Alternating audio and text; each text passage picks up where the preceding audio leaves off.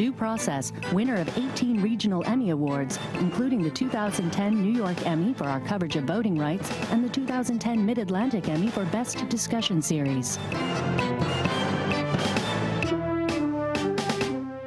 All that medication that I have, the only thing that works instantly for me is the marijuana. It was pleas like that that led New Jersey this year to legalize medical marijuana. Claims that civil unions don't lead to equality that renewed the call for legalized gay marriage. And 30-plus years of anguish and investigation that led finally to arrests for the murder of 5 Newark teens. Just 3 justice stories from 2010, just 3 we update on this special edition of Due Process.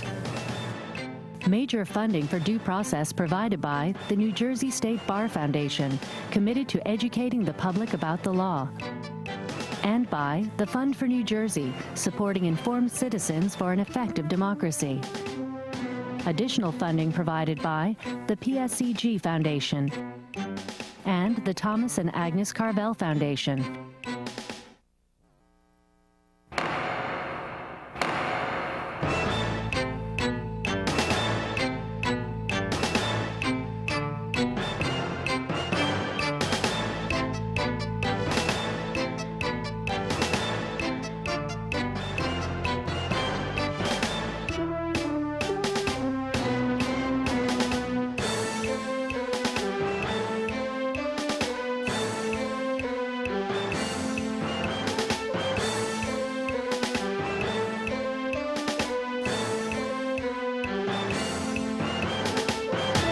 It's been another big year for law and justice, from the ongoing fight over medical marijuana to the still elusive goal of gay marriage.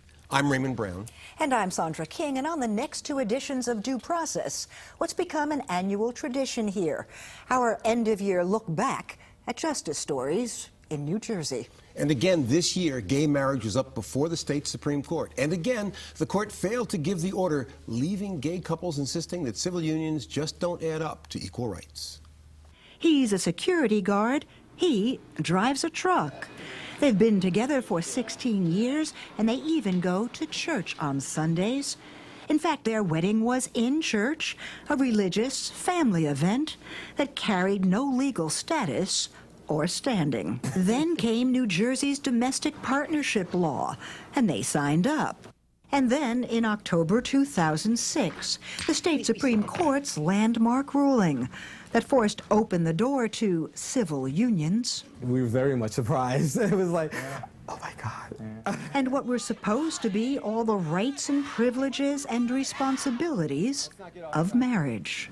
The court said that we have decided the state constitution guarantees that every statutory right and benefit conferred to heterosexual couples through civil marriage must be made available to committed same-sex couples. Marriage in everything but name. You can't say that people should be considered equal, but yet still call them by different names and different legal constructs, and then wash your hands and think everything will be okay. There are a number of ways in which the civil unions have clearly fallen short. The realization that separate may not be equal came when Tom put Merman on his UPS health plan. And UPS said, "You're not married." You said, "I have a civil union." Right. They said? And they said it's... Congratulations. Yeah, that's nice, yeah. But it's not a marriage. Although UPS did finally grant Tom's benefits to Merman, activists said their case was just more evidence of how much is in a name. So it was back to the High Court, where still another split decision left neither side satisfied, and the fight for gay marriage still in play. It's going to happen. Eventually, it's a matter of time. But 55% of New Jerseyans support marriage equality. In the last 4 years, we've gone from 2 state senators to 14 in support. We were obviously disappointed with the loss last year in the legislature and in the court more recently. But at the same time, we're energized and we know it's going to happen. As far as same-sex marriage goes, we really believe that the people should weigh in on this because it's such a cultural change. And in 31 out of 31 states, when people have been given the right to vote, they've voted to maintain marriage as the union of one man and one woman. So we believe that the same thing should happen ultimately in the state of New Jersey here. Let the people decide.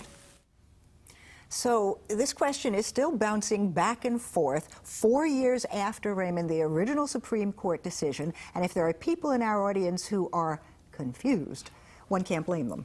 They should be confused because, in fact, we've had change since that initial decision because we have civil unions and we didn't have them before. But essentially, the two sides are arguing the same issues. Gay rights advocates are saying, well, we do have civil unions, but there are many benefits we don't get, insurance benefits, health benefits, a host of things that come to people who are formally the spouse of another. And you have opponents saying, look, marriage belongs in a moral universe that only involves heterosexual couples. And those two positions are the same positions that were taken earlier. It's just the context has shifted. Well, it had looked a couple of times in the past year like we might move off the mark. First, in January, you've got a lame duck legislature, and Corzine is still governor. He says, I'll sign it, and a bill comes up to call it marriage. They get scared. It's voted down. It's true. And I think, as has been suggested by some of the folks in the field piece you produced, by and large, although polls seem to suggest that people are 50-50 on this issue, when put to a popular vote, and that can sometimes include the legislature when it's under pressure, there tends not to be the support for gay marriage. So first there was the disappointment in the legislature's failure to act. Then it comes up this summer before the state Supreme Court again, and gay rights activists, I think, were expecting that the court, having said you've got to grant equal rights and privileges, but you don't necessarily have to call it marriage, although we should note that Chief Justice Porritt said if you don't call it marriage, you're going to have trouble. So they were going back. She did predict this, you're right. She did. So they were going back and saying, okay, Porritt was right. We don't have all the rights and privileges, so let's have you take it on again, and then what happens? Well, the Supreme Court gave what's called a remand. They sent it back to the trial court for further hearings. And not only is that kind of unsatisfactory to the advocates, but there's a certain cynicism that creeps into accepting the decision because of the way the court was split. The vote is 3-3. And who's on the send it back? Well, on the send it back 3, which presumably is a position that the governor would favor, are Chief Justice Radner, Justice Holmes, and Justice Rivera-Soto. And those are 3 justices whose appointments or reappointments are coming up in the near future. And so the assumption among many observers is that there might have been some political pressure they felt in terms of their decision. Well, of course, the governor has said that it is not even proper to suggest that that might have been going on, but those of us who are a little more skeptical, you know, do tend to look at these kinds of patterns. We should also note, although we're going to look at it further next week, that there wasn't a 7th vote, and why not? Well, that's because the Chief Justice didn't, the governor didn't reappoint Justice Wallace, and the Chief Justice essentially criticized that decision and appointed someone to sit temporarily after the case we've been talking about, and the legislature has said they're not going to sit and have hearings on the person nominated by the governor. So we have gridlock and a significant debate that we're going to talk about in more detail next week about the relationship of the governor to the judicial branch, all dovetailing with this case about gay marriage. And if we think that it's confusing here, how about the folks in California?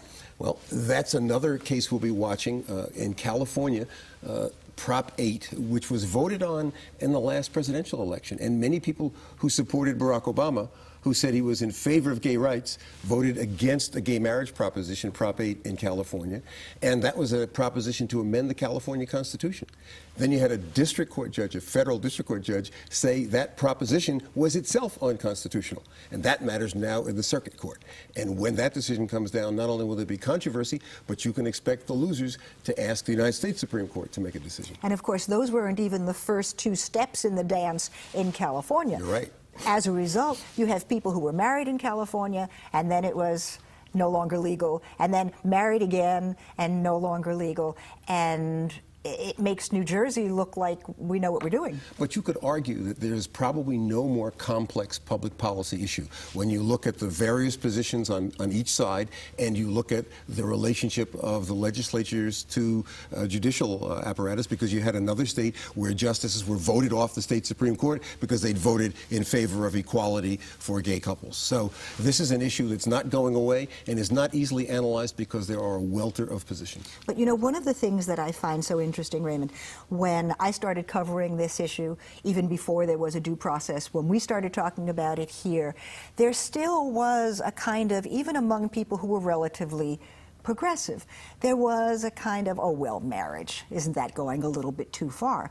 It fascinates me how much change we've had in the last 10 years, even the last 3 to 5 years, in public attitudes, the acceptance that everybody has a right to marry the person whom they choose. Well, we tend to focus on courts and legislatures here at Due Process, but in fact, the polls are interesting. They tend to suggest a 50-50 split in the country and a split in favor of greater gay rights among younger folks. So maybe the future will provide a clearer answer. But you're right, there's been a sea change since we started, but it still hasn't made it possible for legislatures or referenda favoring gay rights to prevail.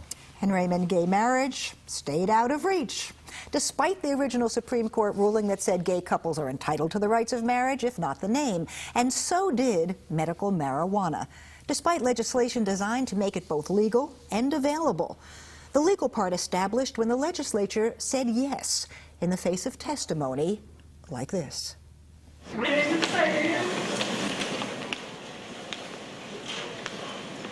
am dying of ALS, which most people know is Lou Gehrig's disease.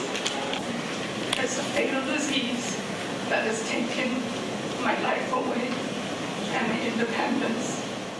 It also causes crippling and excruciating pain, symptoms, she says, which are only eased by the contents of a pipe she can no longer hold. My husband helps me and gives me the marijuana.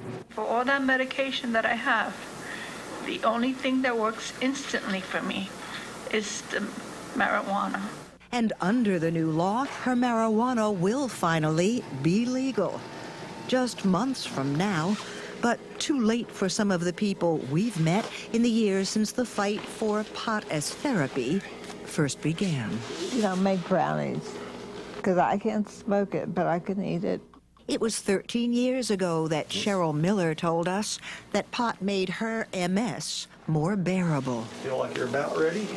She's been dead for 6.5 years. This country has an appetite for illegal drugs, and nothing in this bill is going to change that. It's just going to allow people that are at their sickest to be able to utilize this medicine. People like Diane Rippertella. I want to live, and I was diagnosed only 6 months after we got married.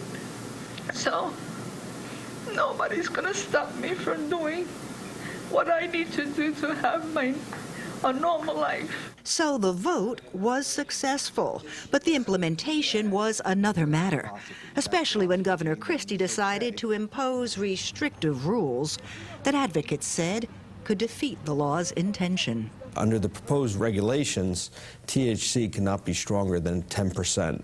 However, that's nowhere in the legislation that was enacted into law.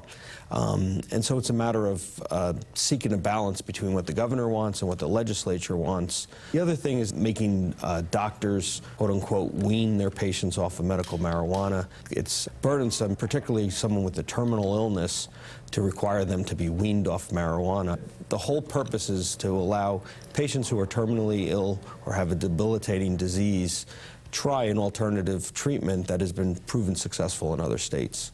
Sandy, this is an issue that I think you've been covering for decades, and we've been looking at Another due process from the beginning. Yeah, Why? we have.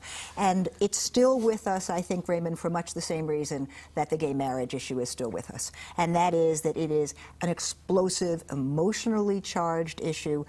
The folks who oppose medical marijuana, who want to see it either not with us at all or severely restricted, tend to see it as a wedge, something that's going to be used to ultimately get us to legalized marijuana and maybe ultimately to decriminalization of hard drugs, cocaine, heroin. Let's walk through some recent history. And so we've got a governor who, when he got the issue in hand, and it was his administration that had to assign restrictions and rules, made the restrictions so tight that the other side couldn't live with them. And what was the reaction of the legislature, which had passed this medical marijuana bill under the Corzine administration? Well, interesting. When it was passed, Assemblyman Gucciora, who we saw, said, I've had to compromise an awful lot, but I did it because we've got to get it passed.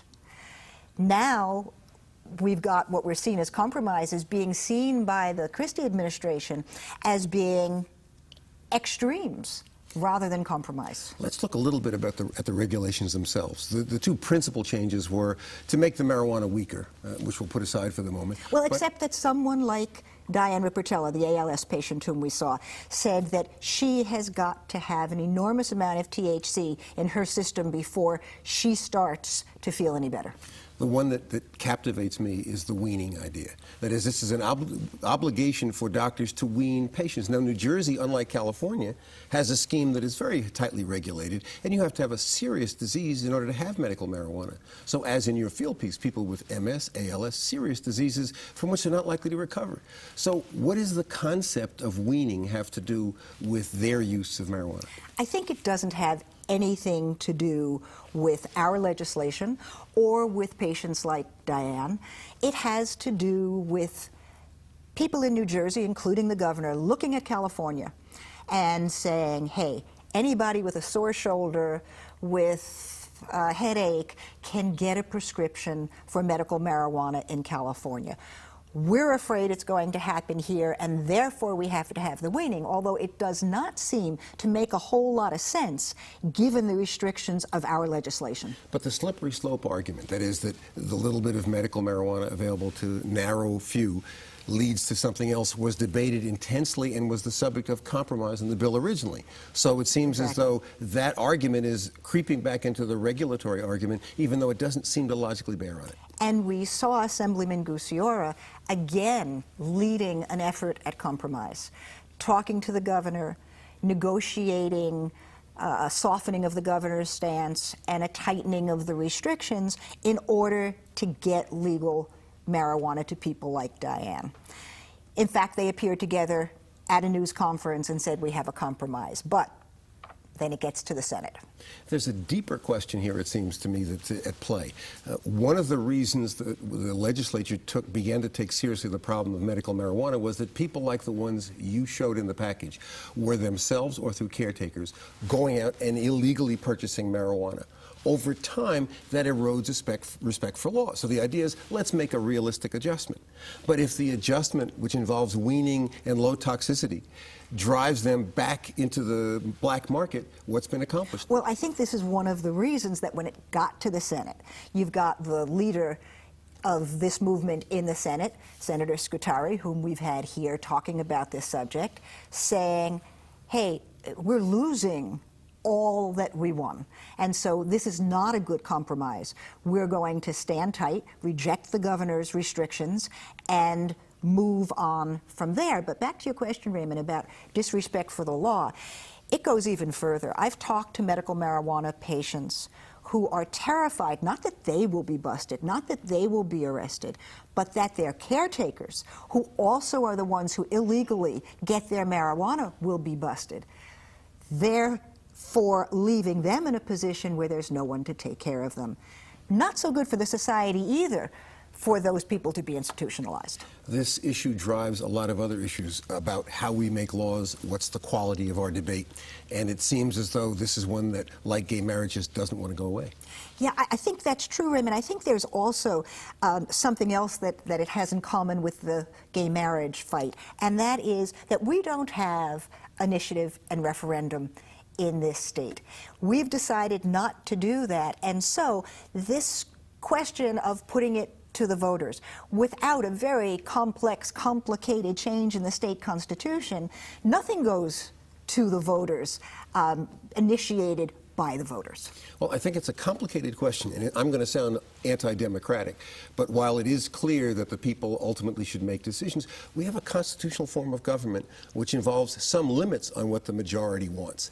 And to that extent, and given the fact that referendum debates frequently debase the conversation, I'm not so sure I favor it. An example, in the recent election cycle in Oklahoma, there was a debate about whether Sharia Islamic law should ever be used in Oklahoma courts. It was a referendum. And it had never been used. There's never been a case and the that level of debate to... was pretty debased and not something that you really want to see. Raymond, that effort to make marijuana legal for medical use has been around for decades, but not nearly as long as a Newark investigation of more than 30 years.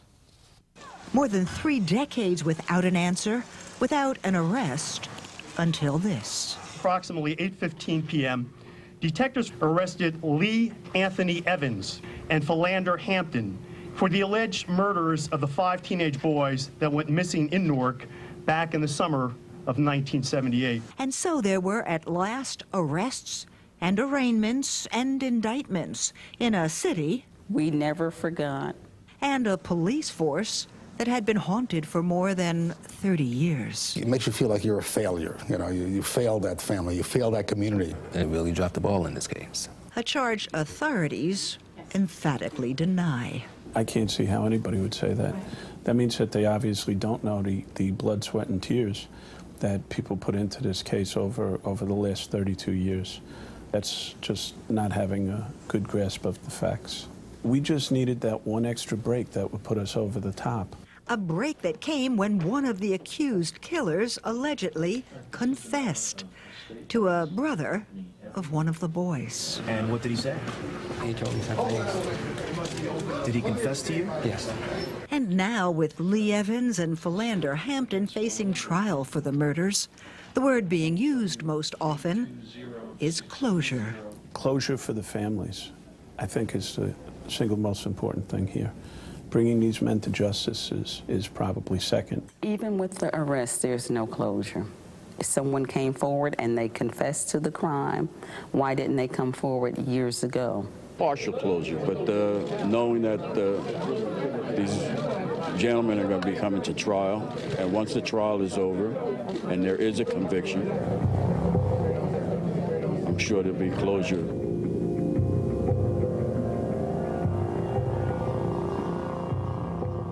Sandy, we covered this story earlier this year on Due Process. What's happened since we covered it?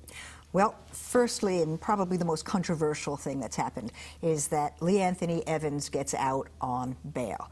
Great consternation in the families and in the community, but bail is not something that's supposed to be used punitively in this state, right? So perhaps they don't have the case they think they have when they say, hey, this crime was too heinous. A couple of things. It's understandable that given all the family's been through, that they might be upset. But in fact, bail is not designed to punish someone who has not been convicted.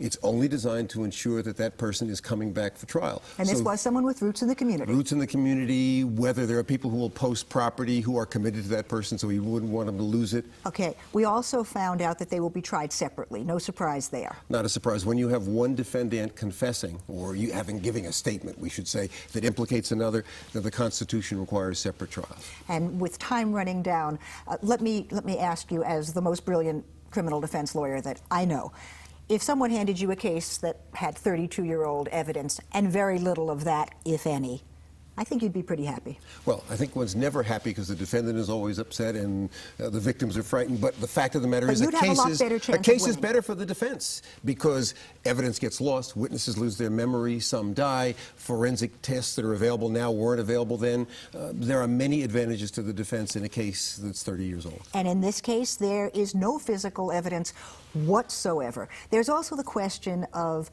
community reaction and the skepticism that a lot of people in the Newark community have had about how the police pursued this. With 15 seconds left, Raymond. Well, I think there was a perception on the part of many folks that if these had been white kids in the suburbs, there would have been a more aggressive investigation at the beginning. And that perception is there, even though we know there are a lot of cops who worked a lot of years on this case. So we'll have to wait to see if 2011 brings convictions in the 32-year-old case of the missing, presumed murdered 5 boys, or some final answers on the issues of medical marijuana and gay marriage. But those weren't the only justice issues of 2010, so we'll be back next week with part 2 of our look at the year in justice. Till then, for Sandy and all of us here, I'm Raymond Brown. Thanks for watching.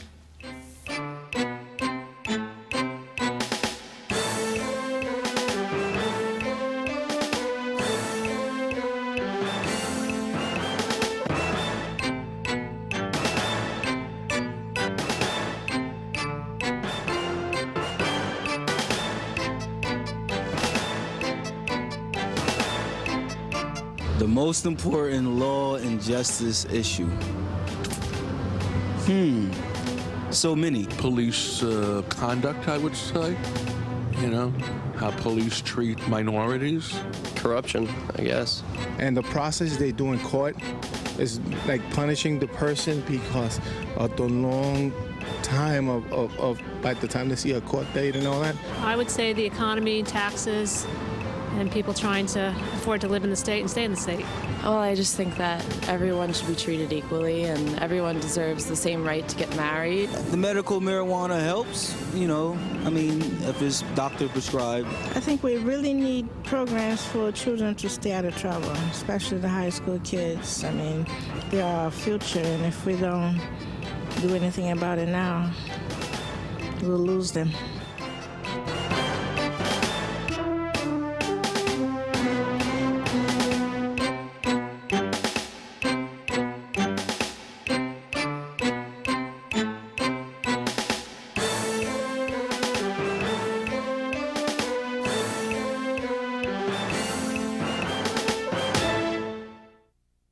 Major funding for due process provided by the New Jersey State Bar Foundation, committed to educating the public about the law. And by the Fund for New Jersey, supporting informed citizens for an effective democracy. Additional funding provided by the PSCG Foundation and the Thomas and Agnes Carvel Foundation.